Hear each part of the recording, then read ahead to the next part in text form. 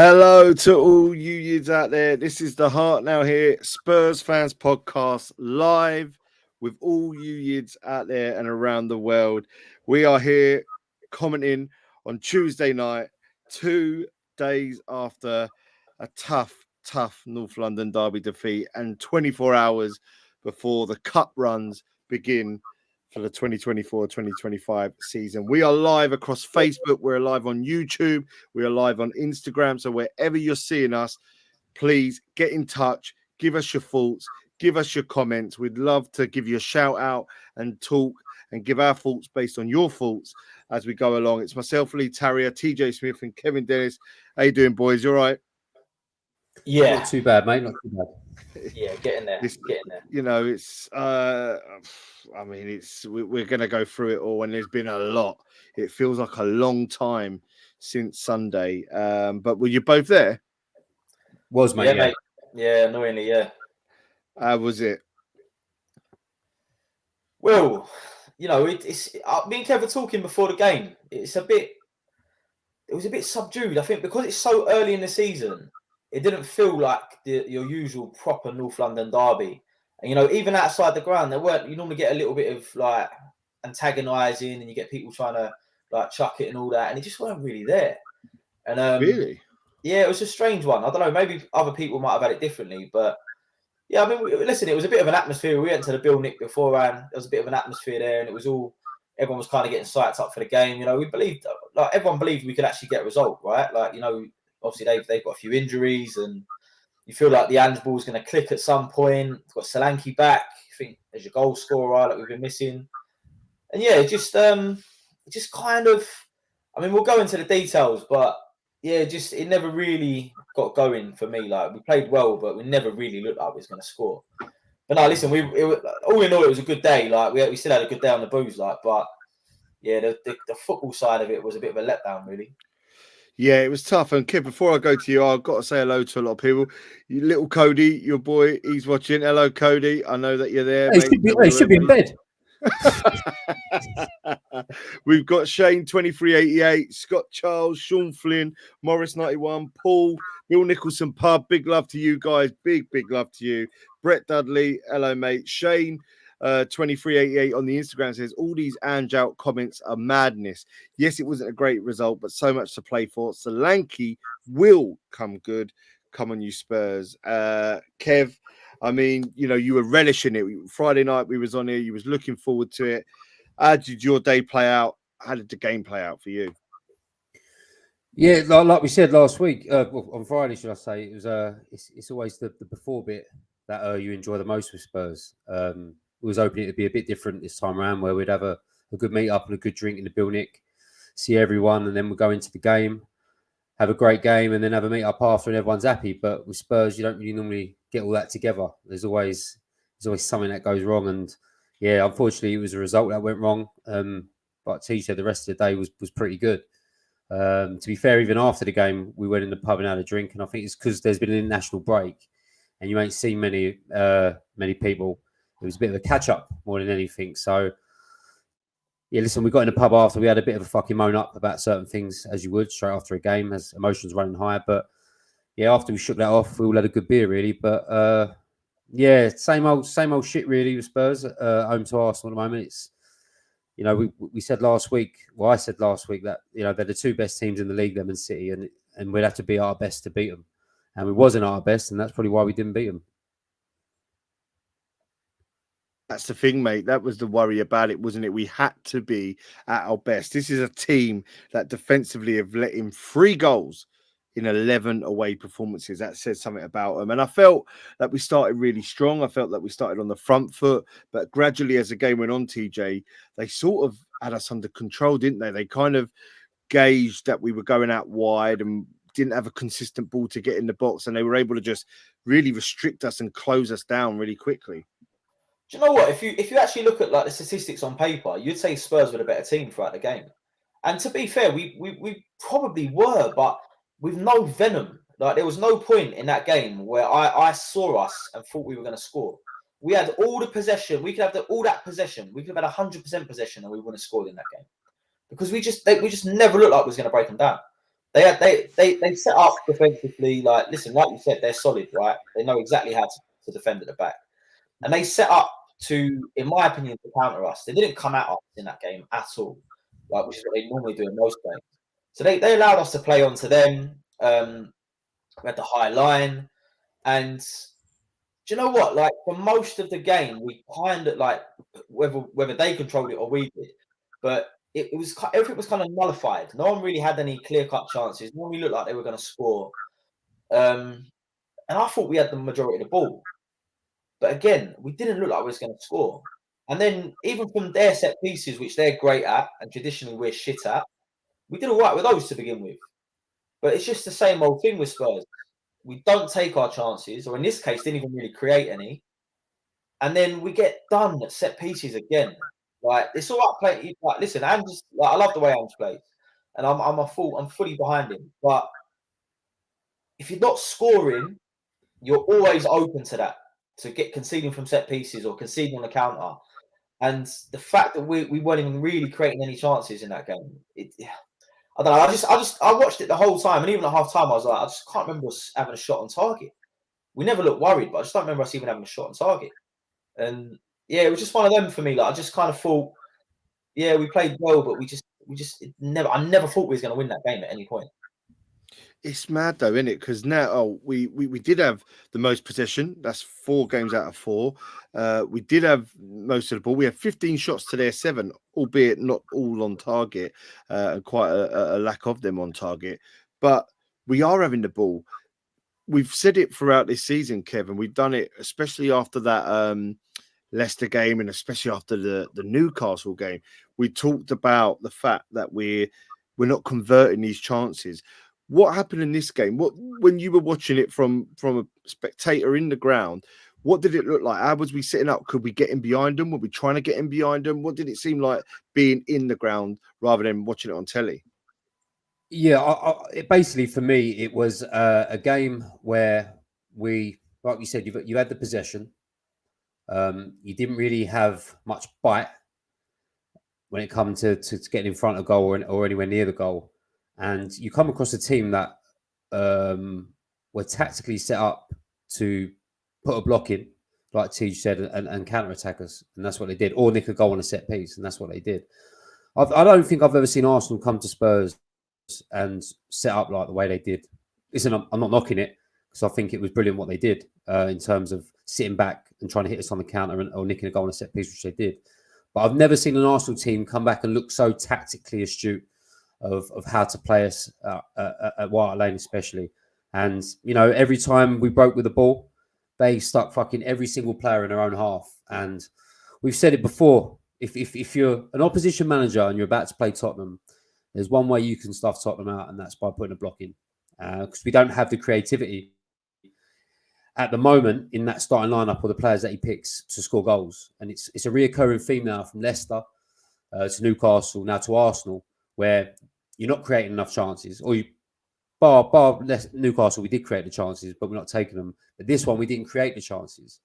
And that's where it's going to become a problem when you're playing against a top 2 or 3 side. That if you don't create chances or have any, you've always got a danger of conceding. But I thought Arteta was fucking spot on. And I think that's the argument with Postecoglou with everyone, is Arteta can change his ways of when he's playing at home at the Emirates against, let's say someone like Nottingham Forest, or he's going away against a top club. He sort of knows a way to change it to win. And I think that's what people's backs up about Postecoglou is, could he have changed it at certain times in the Arsenal game to maybe go for it a bit more, or just give us more of an attacking threat of maybe making a few subs. I thought Bergvall should have come on at some point. I think especially at 1-0. Man, like Kev, honestly, like in a month of Sundays, we weren't scoring a goal in that game. No one, decent, like the ability to get past any of them. But I think not only the Arsenal game, but I think going forward from now on, at the moment we're at a bit of a stalemate. It's a reoccurring theme what's happening, and something needs to change. Now he doesn't have a transfer window to do that. He's already done that. So the players that we bought in the transfer window, I think I need to see that some of them in the next couple of games. I think this team at the moment needs something fresh in it. It needs a Bergvall, needs an Archie Gray, needs an Odegaard maybe to start a few games. I think it needs some players that are going to come in who are really, really hungry for it, want to prove a point, and just breathe a bit of fresh air into a side that's, for me, that's just a bit stagnant at the moment. And I think a lot of players are showing that they're stagnant as well. And I'm talking about Son, Maddison, Pape Sarr, Bentancur. Everyone's just a bit stout at the moment, and I think it needs a Bergvall to come on and have a worldie of a game, just to put everyone on their toes a bit. And if he doesn't do that, I can't see the way this team is playing at the moment. I can't see it creating chances and going on a good run of scoring lots of goals in games and winning games at the moment. It needs something new in it. It just needs freshening up somehow. That's my opinion. Yeah, I mean, so what's really interesting about that is that we talk about these attacking players and they're young, they're hungry, they want to do well, and I'll come on to where they could fit in over the next couple of games. But one thing to take in consideration, and one thing I've sort of been discussing with Spurs mates and online and seeing it online, is Christian Romero. Now, the goal comes from a set piece. It arguably could be a foul. There's clear push from Gabriel, but he's done it in a way where Romero's almost allowed him to do it by him sort of losing focus of where he was with his man and where he's watching the ball. This ain't the first time this season. I think he was at fault at goals in Newcastle. We kind of discussed it on here, and he definitely got rattled by Vardy in the first game at Leicester. Is it a change at the back? Is this a Dragusin moment and Van der Ven for them to start as a unit, Tej? Because I've got to be honest, I think Van der Ven he's the number one pick. You know, he comes in, he sweeps anything up. We're playing a high line. We need to play him. Do we need a better, more astute, more assured player in the air? And is Dragusin that one over Romero? I'm not sure is the answer to that question, if I'm being totally honest. I do think, listen, Romero gives you something else in a game. Like we said last time, he's got that nasty streak in him where you don't actually want to be up against him. But is Dragusin the answer to come in? I think personally, Ange needs to swallow his pride on this one and work on set pieces. He stands by this point constantly that, you know, he doesn't need to focus on set pieces. Yet these are the reasons we're losing games. Like, these are one of the major reasons we're losing games. Firstly, because we're not very good at them ourselves. And secondly, we can't fucking defend them. So it's clearly a part of the game that needs addressing. And I that's the one thing I can't agree with him on. I just don't get that stance where he's like, I don't focus on him. I just don't. It's just not, like, we train them, but it's not a priority. And I'm like, you can clearly see this is where teams are getting you. Like, they're is that still the case now? Because there's talk that there is this guy that came in the summer that has been working on this, and that it's there now. Has he? Fuck Who's knows, that because he ain't changed fuck all. Well, someone must know in the chat. If you do know, No, but as in, like, listen, if we don't know his name, then he ain't been spoken about, because I've definitely not been spoken about. But there's talk of a coach came in the summer, and that the way that they've been looking at it from the side, you know, not much has been said in terms of definitely from Ange out to the media, but there was definitely a coach that was brought in the summer, and the idea or the thinking has been that he's been working on. Well, it should be fucking sacked. Yeah, has he been working though? Has he been working? Because for me, we hadn't conceded from a set piece before Sunday, had we? But for me, it's the same age-old problems with Spurs. Like, nothing real. Listen, we've played 4 games, and realistically, we probably should have took 12 points from those 4 games. I don't think we should have lost to Arsenal on the weekend. We definitely should have lost to Newcastle, and the Leicester one we let slip as well. So you're now talking that we've dropped, what's that, 8 points from the games that we probably should have won, the games that we've been dominating. And it's the same problems. Like, no potency up top, and can't defend. This set piece thing. I mean, you watch Arsenal do it. Obviously, they brought that guy in, and every time they fucking score a corner, they seem to fucking pick him up and chuck him about, because he's obviously made a bit of a difference. I mean, I watched Aston Villa tonight, and Aston Villa scored a goal from a set piece, and Emery's picked this guy up and gone mad about it. So it's obviously a thing that teams are doing now, where they're hiring the best set piece coach that they can bring in, and when it comes off, it means that extra bit more, because it's something obviously they've been working on in training. With us, I ain't seeing that. I'm not seeing it, not hearing about it. I'm not seeing Ange pick up any fucking cunt off the bench and lifting him up and celebrating when we score a corner or whatever. I don't think there's anything there at the moment. And if there is something there, then it needs addressing. But my thing with Ange is he's played in leagues before or had a career in management where he's played in leagues where I think you can get away with playing one way. And if you're good at playing that one way, it will get you success. In this league, to play one way all season, you're going to come unstuck with it. And there's going to be a point. Listen, nobody wants the geezer to get sacked. I mean, I love him. I love what he's brought to the club. But he is going to have to not be so stubborn about things, maybe change things in games, maybe drop a superstar player who thinks they might be undroppable, bring some youth in, bring a set-piece coach in now, change something, because at the moment, the way it's going, it's only going to get worse for him if the results don't pick up. Fan base is going to get on his back, and then it's all going to go tits up by Christmas. So it's like, what can you do now to change it quick?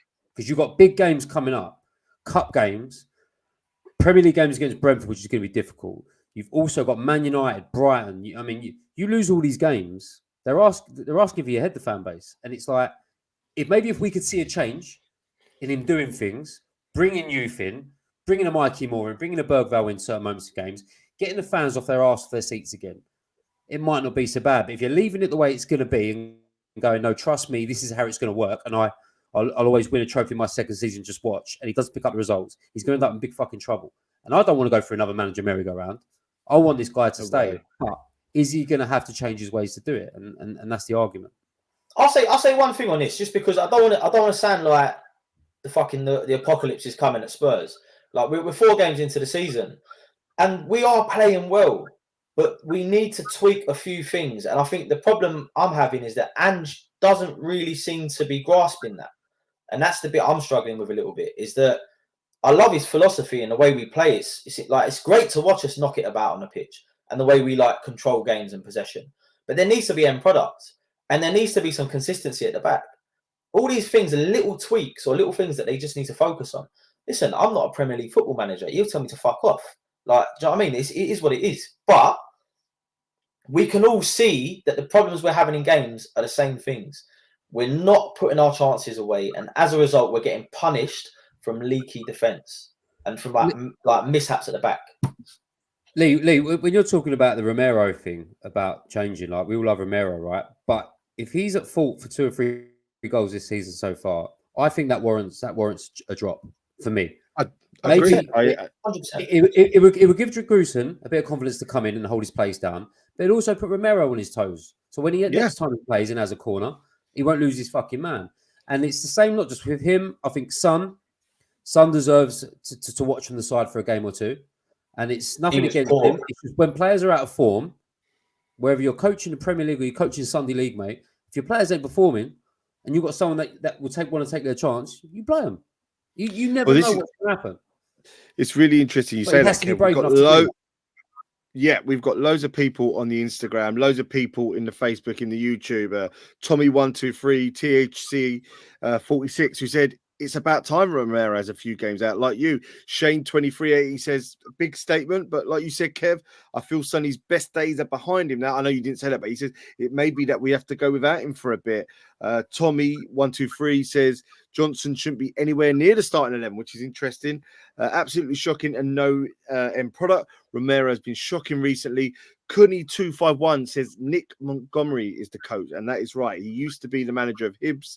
He coached in Australia, but Nick Montgomery is joined part of Ange Postecoglou's coaching staff in June. He was a defensive midfielder at Sheffield United and stuff like that, but he's come in, and there's not. When's he start in training then?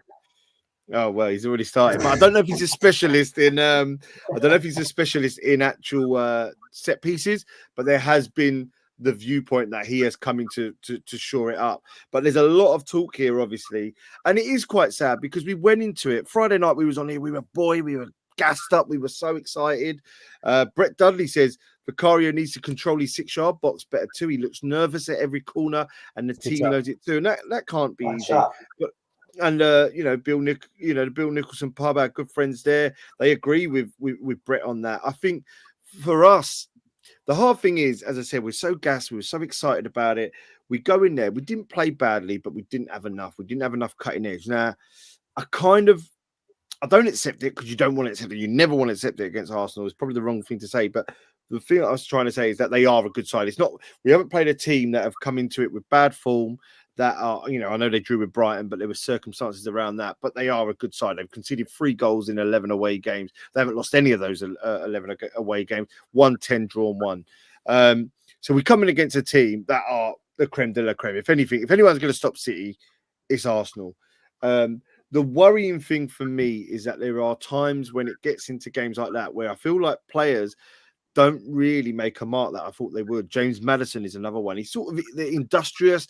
They work a bit hard, but they're not doing enough. They don't seem to have the creativity, the spark that can unlock it, which is weird because they had that a little bit before. 100%. And I don't know if that's, I don't know what it is, but one thing I would say is that when there were moments in that game where we pressed them, like the chance that came to Solanke, who should have had 2 touches instead of the 3, and then he would have had a shot off. When we pressed them so high, and we won the ball off them because they made a mistake. We didn't do that enough. We didn't go with the intention, and that's the problem. It's like we're it's almost like the Sunnies, the Solanke, well, not so much Solankes, but like the attacking midfielders.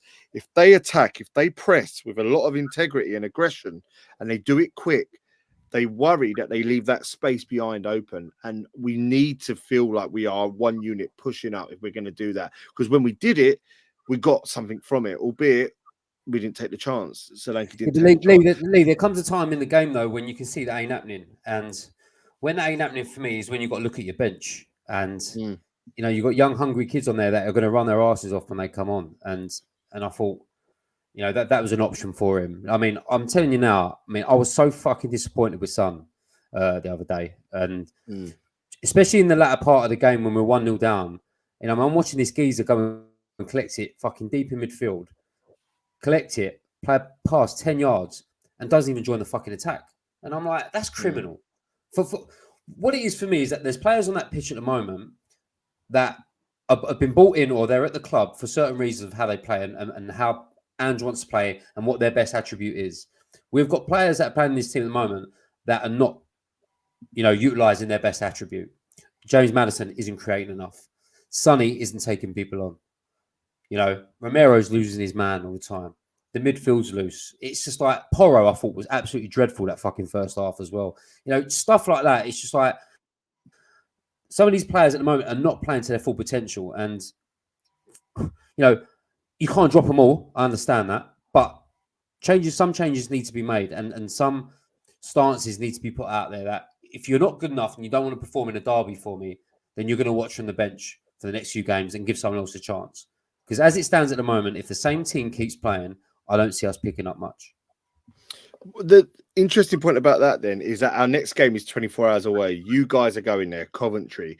It's in a cup and we want to win a cup. We need to win a cup, right? We've talked about it. Success of that over a 4th place would mean much more to us. With that in mind, and with the kind of talking that you've been given, which makes all perfect sense.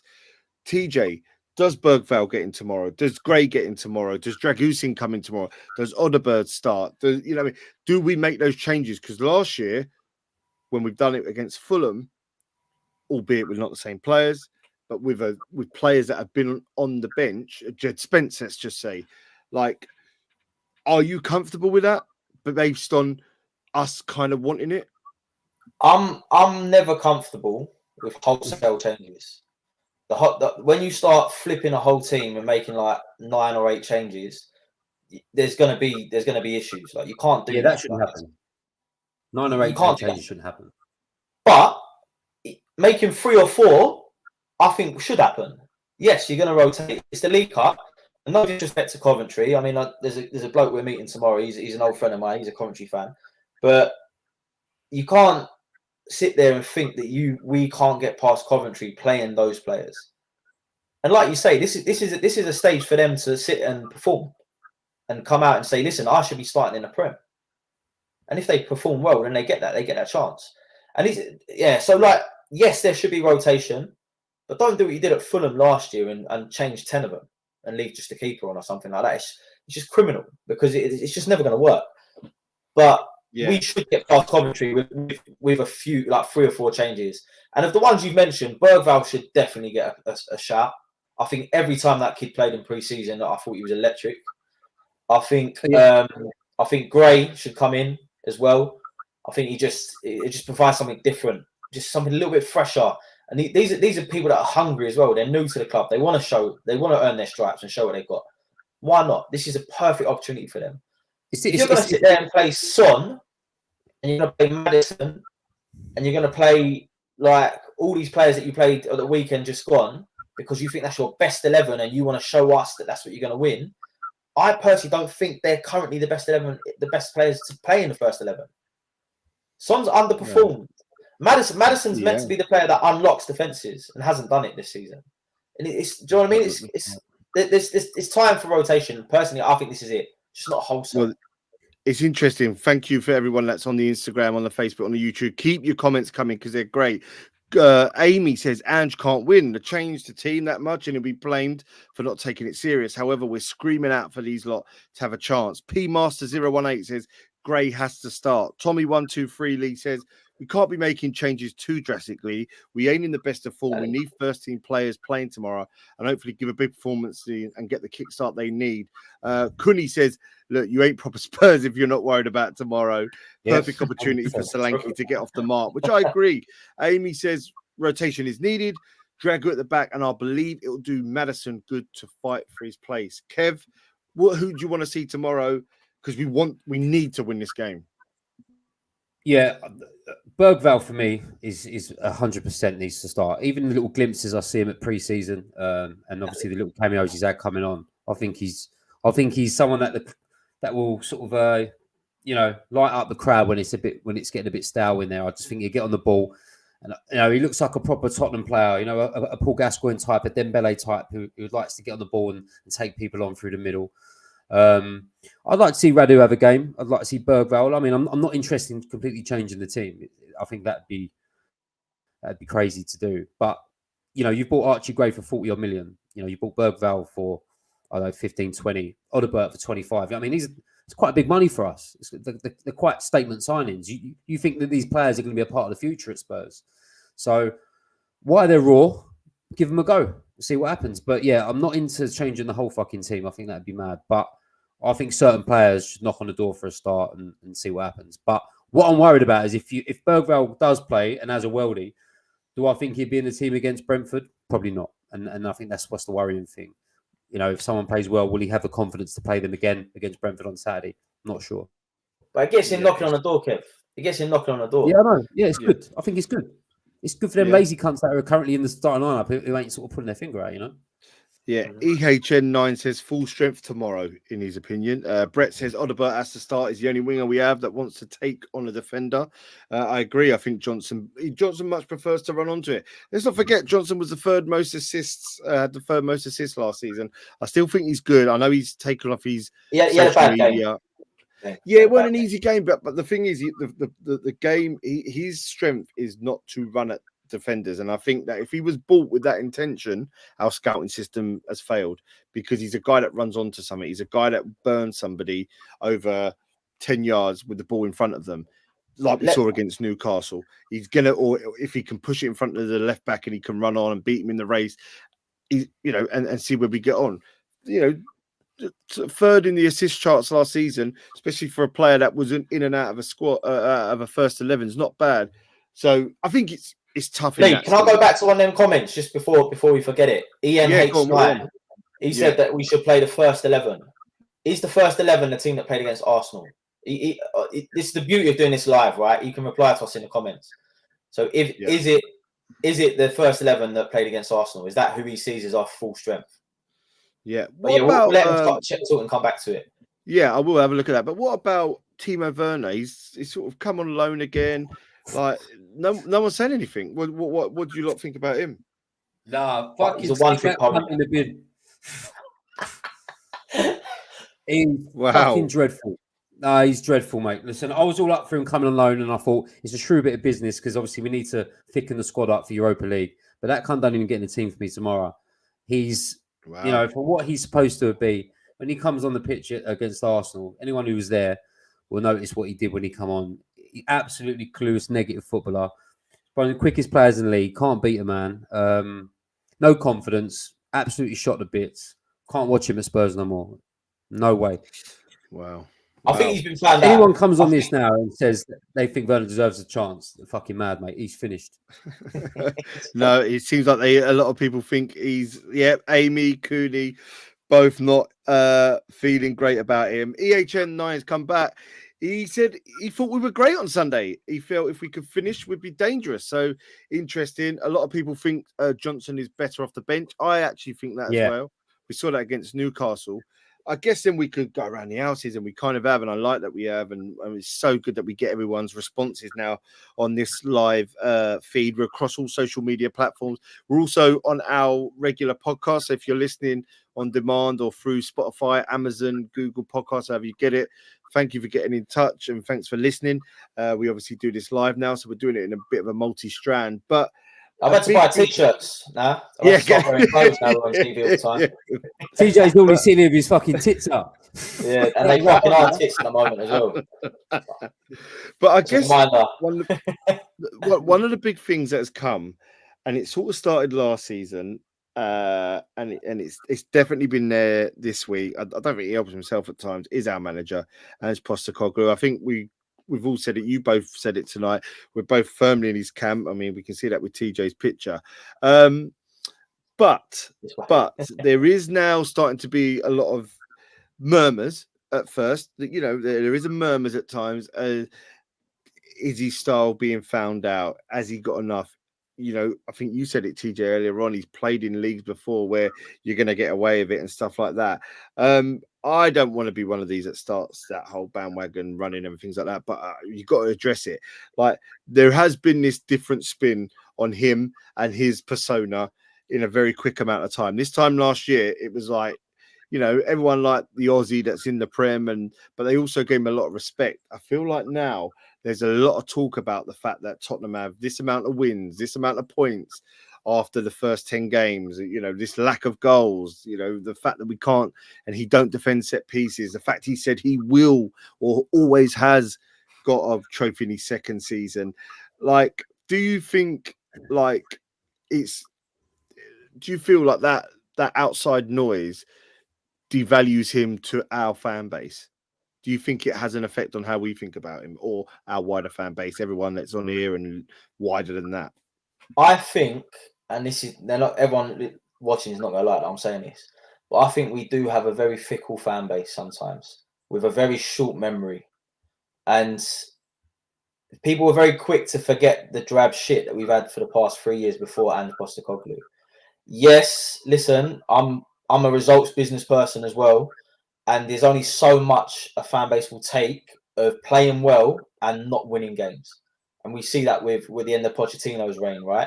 Like, we went through that. If it weren't for the Champions League run, we lost fucking like 9 away games in a row or something. So it does. You do need to get the results. But it's very easy to forget where we've come from in the past like 3 or 4 years. And listen, I'm still firm believer in the way he plays football. I think it works. I think he just needs to and again, I'm calling out a professional like football manager here, but I personally think there's a few little details that need to be focused on that Kev's already said they're working on in other teams. It just doesn't seem like we have much focus on, and for me, that's the issue. But listen, you're always going to get other fan bases, same old Tottenham, fucking 16 years since you won a trophy, blah, blah, shit, can't win a game, typical Spurs, so Spursy, blah, blah, blah. I think, to be honest, I think most of us that have been in this for a long time are agnostic to that bollocks now. So for me, you got to backhand. You got to stick with him, and you just got to be like, listen, we're playing the right football. It should click at some point, but just think of the little things that we could tweak. That's the one thing advice I'd give him if he even gives a fuck about what I think. Yeah, I mean, we're not playing awful, are we? We're not playing bad football. That's the problem. We're just a little bit blunt up front, and that can happen at times. And I think, look, these players aren't robots. They're going to feel the heat. They're going to feel a little bit despondent about it. They're paid. This is their job. They're paid to perform, and they've got that duty to do it. But it ain't, if it was easy as that, I think we'd all do it. But I think you know, we've got to look forward now. The North London derby's over. We've got 2 big games this week starting tomorrow, and we've just put here on the ticker across the bottom of the screen, what will tomorrow's score against Coventry be? So wherever you're watching right now, we'd love to hear from you. If you're watching live with us on YouTube, on Facebook, on Instagram, give us your comments, give us your score predictions, as I'm going to ask both the guys here. Kev, starting with you, you're going down there tomorrow with Tej. What's the score going to be, mate? Do you know the thing is, at the moment, when you're asking me for scores, it's like, you know, I'm just guessing. You know, we're not in any sort of form. We're in a bit of a weird patch at the moment. But you know what T said earlier, whether it's Bergvall playing or Sarr playing in the midfield, I expect us to beat a team like Coventry. But you know, these sort of teams, when you go away to these sort of grounds, they're fucking bang up for it. And what will happen tomorrow is that if Spurs ain't up for a fucking fight against a team that we saw last year do very well in cup competitions, then we'll end up going out tomorrow. It's as simple as that. I don't know, mate. Yeah, I mean, I've got to back a win, obviously. Don't know. I'll have to just go for a 2-0 win, but it wouldn't surprise me if we fucking end up drawing and going out on penalties. Oh, mate, don't say that. Don't say that. Tej, are you feeling confident? When you've been doing it as long as me, mate, you just fucking it is what it is. I'd love to be positive on here, but I just fucking can't. Yeah. Tej, what are you saying? I don't know what you fucking talk about. Winning 4-1, mate. That's what we want. That's what we want. We want a clean sheet, to be fair. I mean, we won't get a clean sheet. We won't get a clean sheet, but it'll be 4-1. Lee, just going back to the Ange thing, just for a quick sec, when you're talking to Tej about it.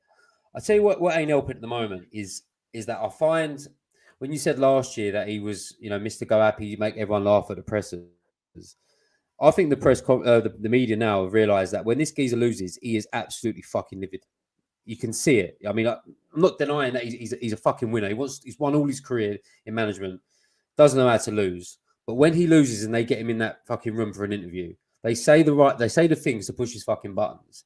And I think that's where it's all changing for him at the moment. You know, when he snapped at that bird, I think it was Sky Sports over the 2-year trophy thing, you can just see that they're pushing his buttons in certain moments. And yes, he's got to own that because he's lost a game of football. But I think they're just starting to fucking, you know, sort of turn the knife in him a bit sometimes. And they want him to blow up. They want a story out of him. You know, they want to come away from the good thing. Now they want to see him lose his head. And I think he will if he carries on getting them interviews when he hasn't won games because, like I said, he's a born winner. So tomorrow, fuck me, if they went out tomorrow, I'd hate to be the one that has to interview him. I mean, because I can imagine he'd go off his fucking head. Imagine him in our chat. He'd bite every time. Oh, mate. We'd wind him up silly. Oh, Big Hands has left the chat. Fucking 2 minutes.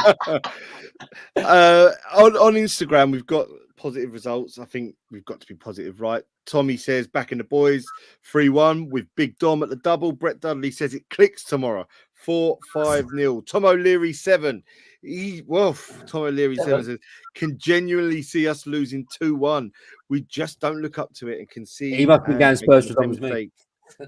Yeah, our age, yeah. Yeah, could he? I mean, could he? Fair play to you, mate. Spurs would break anyone. But, Who was Len Goodman? Who was the Len Goodman shouting 7? 7. That's Tom O'Leary. That's his name. Tom O'Leary 7. He says Tom was saying his tactics have been found out and teams will keep ruining us. So there is starting to see this slight divide. Amy says, calling out Ange out, ain't got the minerals for a rebuild. I get things haven't clicked just yet this season, but believe it will come.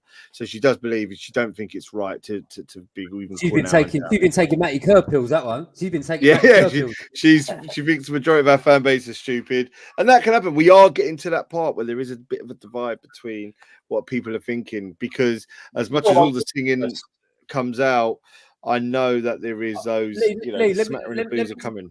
Let me just say what it is for us is like, you know, we could probably, if you just watched us tonight, we could come across like right fucking, or me especially, like a right miserable moany prick and all that. But what it is with us is that we ain't just supporters that watch it on the fucking telly. Do you know what I mean? We invest everything into it. Money. I mean, the club's on my brain the whole fucking day, every day of the week when we're not playing. The money we spend going away in Europe and going out to away games on a Wednesday night at Coventry, it means a lot to us. So when we don't get the results, it hurts more than it would hurt, I think, an average fan who maybe doesn't go as much or doesn't go to games. And I think that's where, some supporters may get called fickle because, it's everything to them. It's your life away from your family and stuff like that. So, I don't want to come across on here as being fucking negative because No. whether it's Big Ange or it's Conte, whether it's fucking Soldado or Kane, whoever comes to this club, I want them to do well. I when it ain't going right, I want it to be proved wrong, and I want it to turn around. So it's like Harry Kane. But some of our fan base, like especially in our inbox and Instagram, just love cunting anything that goes bad. Just love getting in there and cunting the team and club off. I'm not into that. I mean, we're only just saying it as we see it, as we go to games all the time and we see it first hand. So I don't want to come across as like we're being right horrible, miserable cunts and all that, because we ain't like that. It's just it's a passion that the club is in our hearts, and sometimes we can just get a bit, take things a bit more personal than the average fan. Look, I mean, Arsenal fans are bottlers, by the way. They're all bottled. Yeah, but the thing I see them all standing on with their shirts on a higher up, mate. Ice cream. But honestly, the thing is, like, when we look at it from a fact, we talk about Ange not being happy. Of course, we're not going to be happy. We back these players. We want them to do well. I think the fact I would be more worried if we'd played poor this season. I think if we were looking like a team that were void of any real quality, if we didn't dominate games, if we didn't look good, I'd worry. If we got a 0-0 against Arsenal, we would have come away and gone, I think we did all right. Could have had a bit more, but we held them back, and I think we'd have been all right with that. The fact it was 1-0, they didn't run away with the game. Lee, when we spoke on Friday, we spoke about and the pod before that, lead up to the Arsenal game. All we wanted was intensity. We wanted fight. We wanted the hostile crowd. We want players flying in for tackles, and it wasn't there. And then that was the problem, I thought, and I think that's why everyone's got the ump, Yeah, it's Lee, can I ask you a question? Derby. Lee, can I ask you a question? Yeah, go on, mate. What do you think the results will be this week? Do you see anything other than 2 wins? I see 2 wins. I see 2 good wins. I see us beating Coventry, and I think we do a good job there. And then I see us playing Brentford, and I think it might be a game where again it starts a little bit tough. But I think we get a good job. I think we win both games by 2 goals. So I'd say I'll say 2-0, 3-1, 2-0 against Coventry and 3-1 against Brentford. I do think we're a good side, and I just think that it's never easy to play Arsenal, especially at the where they are. I think the fact they didn't have Rice and Odegaard, they didn't become a shit team overnight. At the end of the day, defensively they're already solid.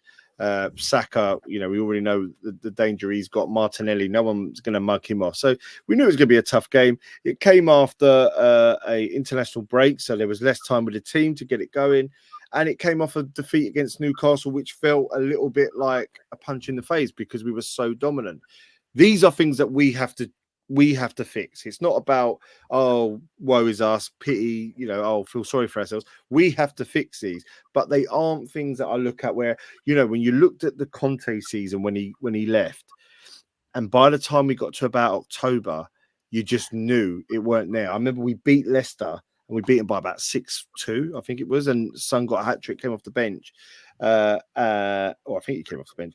And I remember looking at that game and going, this is such a overextension of what we really are. There's a lot of problems here, and we've got away with that. And Leicester, lo and behold, they went down that season.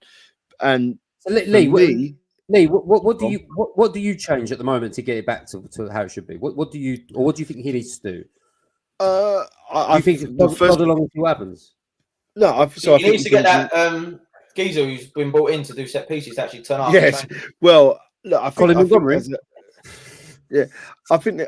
there's a couple of things I'd do. The first thing I would say is to not always feel that we've got to play it out from the back. I think we're not good enough to play out from the back all the time. I think we're good passers, but I don't think we're great. I think so. We should have a bit more variation.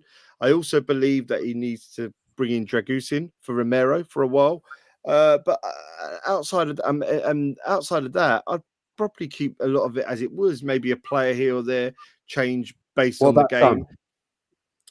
Son, I'm still going to give the benefit of that at this moment. But that I take week on week. No one's going to get fully dropped, and that's the amount. Other than for me, I think a run of games for Dragusin over Romero is what I would do. But I think it's all right. As I say, I like the Conte era. I could see it was getting toxic, and there weren't much coming from it, and it just unravelled. Well, as this, the season went this on. is the thing, Lee. Like, there's a guy called Aaron. I'll shout him out. He messaged me today, and he said, "Listen, I think Andrew's finito." He says, "You fail to beat Coventry tomorrow. You lose to Brentford. It leaves him with United and Brighton away. Now, if we lose all of them games, that toxic thing you're talking about is gonna it's gonna be there." Well, that will come from the fans first of all. I yeah, think the it always players. does. Yeah, I think but I feel like I feel like the players aren't going to stop. I think if anything, they're going to keep going. But I do believe you could look at it the other way. We beat Coventry and we get a favourable home draw. We beat Brentford convincingly and we look good on the eye. We go and beat Brighton Yeah, and but Man I United, and don't think everyone that's an goes, easy "Oh, it's game. great." I don't think Brentford's an easy game. Guys, I Is there actually was going to any say the easy reason I asked this question is for this exact reason. The next three, yeah. So you've got Coventry, then you've got Brentford, and then you've got Qarabag. You lot are missing out Qarabag in the Europa League, yeah. Anything other than 3 wins and this toxicity heightens 100%. 3 wins is only what we're going to accept in the next 3 games. And that's when the media get involved. Once the fans start 100%. blabbing on socials, that's when the media get involved, and it all goes tits up from there. So, what has he got to do though? Like, what's he got to change for you, Lee, to get results out of him? Because these next So 3 or 4 games. tomorrow night, not much. I think go as you are. I think go as you are. Again, for me, the only thing is let's not give them free reign to be so reckless at the back, or if we can't play out from the back, let's not do it. Let's go long if we have to at times, and we'll assess it as second balls come our way or whatever. That would be the biggest change for me in a playing philosophy. Selection, I'm pretty all right with how things are. Maybe here or there, I would assess based on the game. But I do think we go and beat Coventry, we go and beat Brentford, and I'm not afraid against Brighton. I'm not afraid against Manchester United. Like, I look at it and I go, like, yeah, if we got a Qarabag, I'd expect to beat them at home. I think it can easily be changed because I just feel like, as I said, the Newcastle game was the biggest punch in the face. But if we would have got out of that and Arsenal with points, to a point each, which it was close to being, then fair enough. If we get beat comprehensively in games going forward, I can understand toxicity. If we go out and do jobs and we get through games, because that's the league, that's what's going to happen. No one breezes past 60 games, 50 games in a season. Then, like, I get it, but yeah, I think it's going to be all right. Lee, let me ask you this. So, yeah, Brentford, United, and Brighton, if we play well in them games, but don't convert chances and score goals and don't pick up points, what are you saying then? I mean, then it's it's a different conversation. We've got to. But we're playing well. We're playing well in them games, but we're not scoring goals. Where does that leave you? For me, I still keep to the idea of backing him, because I just don't know. Like, I don't know what the another answer would be, because all we would do is if it weren't him, and then the toxicity comes, and then that steamrolls into him losing his job, which, God forbid it, I don't even want to think about it. But if it does, then it just starts again. There's a new manager in, a quick bounce back on the short term. But then you think about, well, who's his players? How do they play? Are these the same play? Like, you've got to start again. So the club is not going to help themselves. We bought into this manager and his philosophy. And look, this time last year, and I know it was the first season, and I appreciate that, but we all kind of knew what we were getting with this manager. And I feel like nothing's changed in that. I think this is a manager that's going to win you games and play exciting football, but he's also going to lose you games through the style. It's a high risk, high reward. I don't think that's ever going to change. The only thing that can mean we get better what is people say, Lee, is that his style, you'll get goals, but you'll concede them. At the moment, we concede them, not scoring them, and that's the change. So that's the thing. So for me, like, I can only, based on what I see, I can only hope that we are out there and we are going to score more goals, because I feel that we have enough quality to do that. But yeah, look, anything can happen. I just think that at this point in time, while the football has been good to watch, and we've dominated every game in terms of possession, albeit with not the goals to boot. I'm not as worried, because I think if the performances were dreadful, then I'd be like, well, there's no positives here. There's nothing to look at and be comfortable, happy, encouraged by, inspired by. So for me, I think it's all right. It's a shame that like now there's such this emphasis on Coventry, based on how the other two games have gone. There was always going to be emphasis, I know, because it's a cup, but I just think we're 4 games in. The league is still fledgling. It's still just growing. Although we're seeing the 2 top teams at the top, I think they're going to run away. For the rest of us, I think there's going to be a lot of this kind of up and down results. And overall, I think we're going to be all right. But Lee, this is this manager, and I think it's never ever going to change under him. Just to switch this back a little bit, because it is coming across a little bit like we're being negative about the situation. We're playing fantastic football in some of these games. I thought we played really good football in like the Exactly. first Yeah, 3. really good. Listen, even Sunday we played well, but we just never really looked like we had any potency up top. But if that changes, if all of a sudden it clicks, Dominic Solanke starts looking like the goal scorer he was last year, I think we're in for a good season. And I genuinely do believe that. I feel like it's just about it clicking up top and probably just ironing out the little errors at the back. Like the set pieces is for me is the biggest thing. That needs to get like you look like Solanke, all right, could have done better on his debut, but after that, he's been out 4 weeks, and then you come in against Arsenal, the biggest game. Now it can work 2 ways. You can come a hero and score, and everyone loves you on your home debut, but at the same time, you're coming up against a team that ain't conceding goals, and every touch you have is going to be analysed, scrutinised, judged, and so important. It might have been, he worked hard. There was no doubt about his work rate. He worked hard. He chased. He did all right. Just in front of goal, he wasn't that good. But I see him coming good. Job, though. Yeah, it is. And I see, but I agree. But I think, like anything, like there are going to be games this season where, it's not going to turn out the way we want.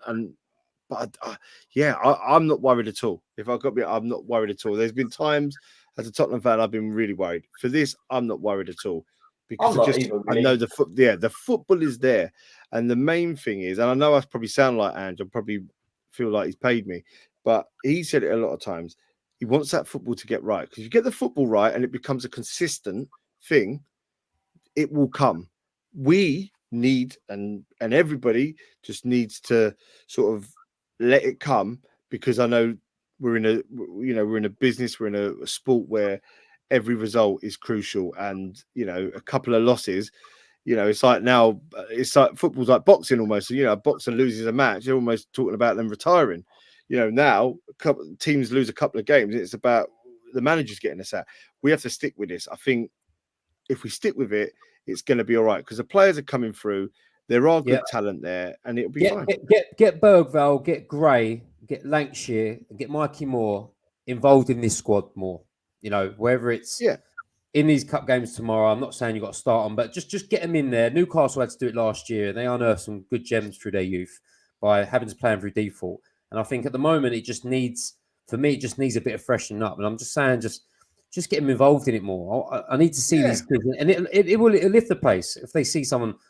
Bergvall taking on 3 players and ghosting into the box and scoring, it would change things. And that's the only thing I want to do is just notice that if it's going too stale for too long, what can he do to change it, and stop being a bit of a stubborn old bastard, and maybe change things, whether it's your formation, your set piece coach, your players coming in. Something will have to change before it's too late, and none of us want that toxic stuff coming in. Do you know what I mean? We all want him to do well, so it's just like it won't. We'll be good.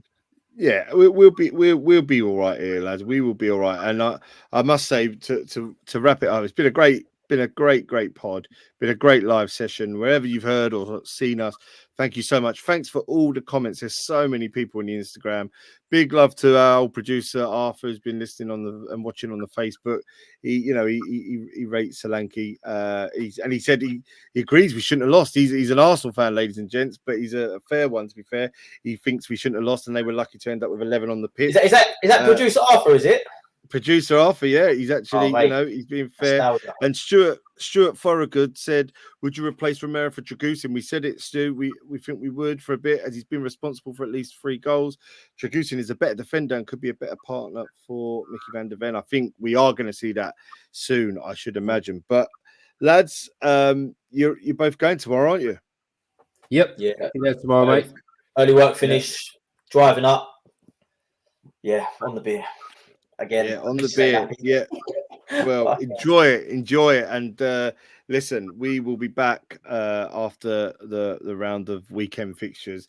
I think it's going to be all right. I think we're going to get a good result against Coventry. It's going to buoy us on. We're going to beat Brentford. It's the kind of game you need after Arsenal. I would have been a bit worried if we went to Brighton straight away from home, or Manchester United. I think Brentford at home, although no mugs, I think it's the kind of game that we want, and I think Solanke's going to come good. So, lads, main thing, enjoy tomorrow. Win, not lose. We'll be on the booze, and I look forward to your stories. Can I just say, I don't think me and Kev have been to a cup game away outside of London where we've won. Am I right? Fucking hell, I don't think we've been to a league game together outside London. We've won, have we? So no, we're going to try and change that tomorrow.